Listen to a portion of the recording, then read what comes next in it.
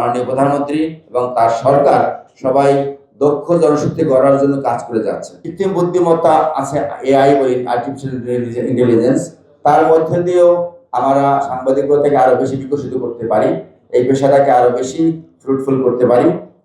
আমরা যখন দেখি এই সাংবাদিকতা দেওয়ার জন্য বা পোষায় থাকার জন্য আমাদেরকে হঠাৎ করে কালকে এসে আজকে সাংবাদিক হয়ে যায়। অনেকের কাছে দেখা যায় একটা কার্ড থাকে, একটা যখন জায়গায় ঢুকে যায়, একটা নিজের কি কাজ, সাংবাদিক হলে বোধহয় তাদের 7 গুণ মাপ হয়ে যায়।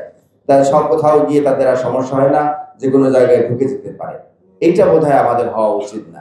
এটা বোধহয় প্রপারলি ট্রেন্ড সাংবাদিকতা থাকা উচিত, স্কিল সাংবাদিক থাকা উচিত।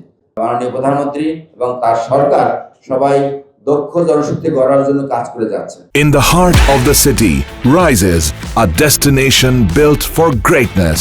International Convention City, Bosundhara. Life takes a new course. ন্যাশনে যদি দক্ষ জনশক্তি না হয়, ন্যাশন থুবড়ে পড়বে, ন্যাশন বিল্ড আপ হবে না। ন্যাশন বিল্ড আপের জন্য অবশ্যই আমাদেরকে সেই স্কিল বা দক্ষতা অর্জন করতেই হবে।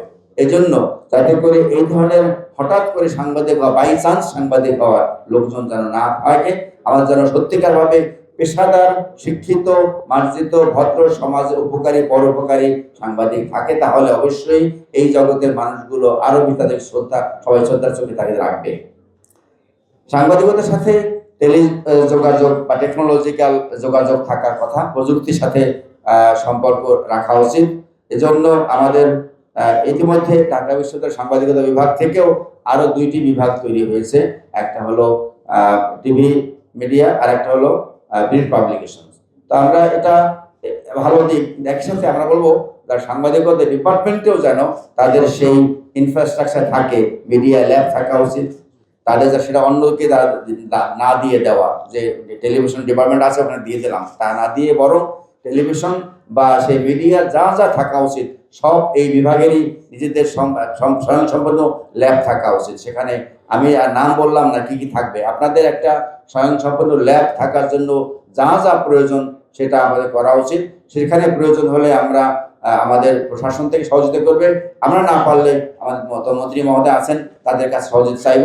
আশা করি অন্যরা আমাদের ফিরিয়ে দেবেন না, কারণ আমরা চাই ওয়ার্ল্ড ক্লাস কিছু করার। যদি ওয়ার্ল্ড ক্লাস করতে না পারি, শুধুমাত্র হাতে কলমে থিওরি শিখলো তাতে আসলে লাভ হয় না। এটা দিয়ে পুঁথিগত বিদ্যার চাইতে প্র্যাকটিক্যাল একবারে ল্যাব বেসড যদি হয়, তাহলে অবশ্যই সেই সাংবাদিকতা তারা হাতে কলমে সেই হ্যান্ডস অন ট্রেনিং যাকে বলে সেটা করে মাঠে নামলে সেই সাংবাদিকতা অবশ্যই আরো বেশি এফেক্টিভ হবে। আমি মন্ত্রী মহোদয় দৃষ্টি আকর্ষণ করছি, আপনি আমাদের সহযোগিতায় হাত বাড়িয়ে দেবেন আশা বিশ্বাস করি।